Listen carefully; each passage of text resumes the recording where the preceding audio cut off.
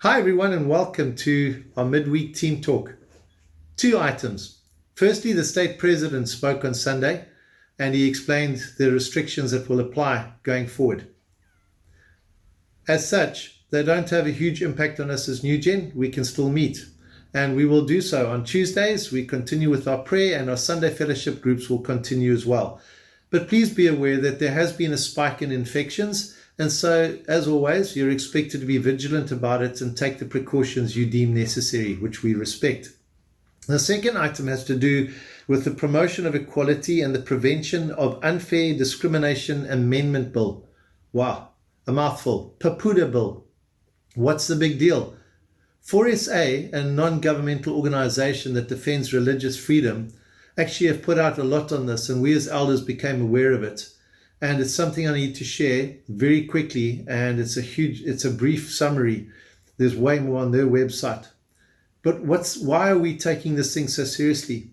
Well, firstly, it's a broadening of descriptions, definitions of equality, for example.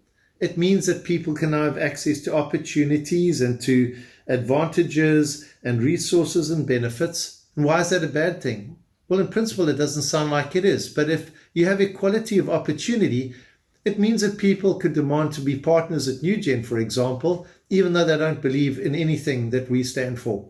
They could even stand to become leaders for the same reason. So these things can be really pushed a bit out of their circle that they may have been at first considered to be harmless.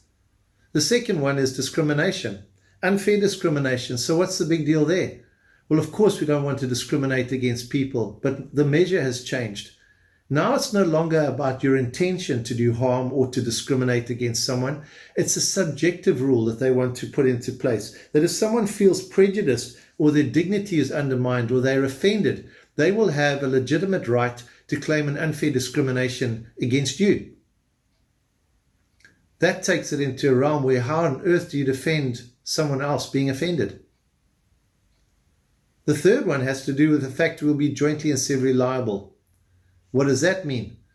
It means essentially that if someone takes a view on a talk that was given, say, at New Gen on a Sunday, and they share that and someone is offended, they can take on the individual who shared it with them, but then they can take us on as well, because after all, we are the people who mentioned it. Even if it wasn't said in quite the same way, there would be a case to be made, and so New Gen and that person would be jointly and severally liable and find themselves being prosecuted for it.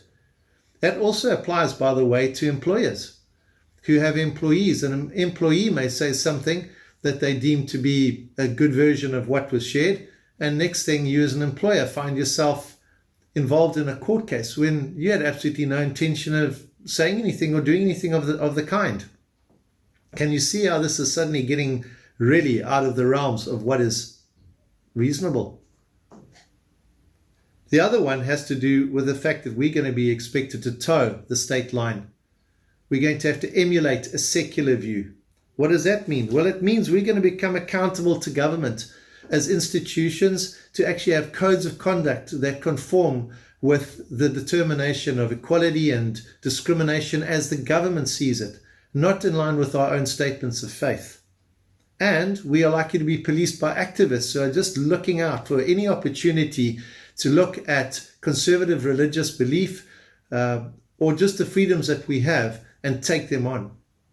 And lastly, folk who are offended can go to, for example, the South African Human Rights Commission, and they will get backing, state funding, in order to prosecute the case against you or an organization. On the other hand, we have to foot our own bill. I don't see any equality in that. And so I'd just like to suggest, in fact, I want to encourage you, and we as an eldership want to encourage you to have a look at this. There are two links below, one for an organization and one for an individual submission. And in it, 4SA has set out way better than I could possibly say exactly what it is that we are opposing. And we need more and more people to take this seriously and place their submissions to government. And that includes us as individuals. It includes us as churches, as religious organizations throughout South Africa. We need to oppose this bill. We need to make a stand. And I want to encourage you to please take some time to consider that document, complete it, and put it through. Thanks for listening to this, and I really hope that you're going to have a wonderful week. Take care. Bye.